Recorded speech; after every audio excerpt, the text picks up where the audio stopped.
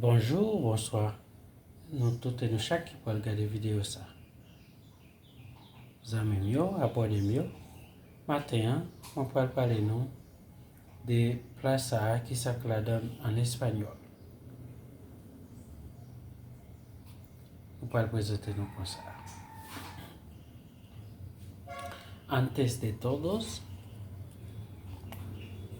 avant toute bagaille, voy a poner aceite de oliva.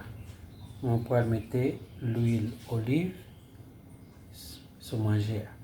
Voy a echar aceite de oliva sobre la comida. Así.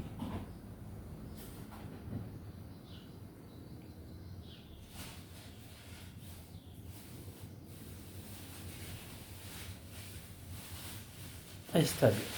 Ya lo eché. C'est bon, moi meter.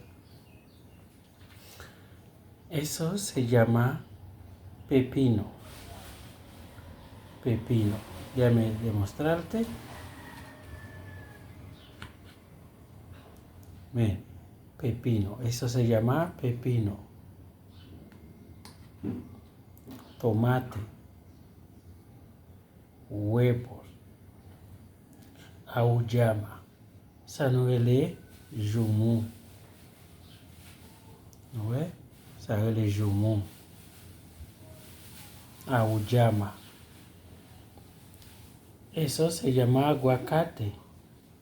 Aguacate. Déjame enseñarte, que te mostré, ¿no? Aguacate. Zaboca. Pepino. Que c'est concombre. Tomate. Huevo. Que c'est œuf. Auyama. Que c'est joumou. Aguacate. Zaboca. Digo, voy a echar un poco de sal. Sal y sal. Eché un poco de sal.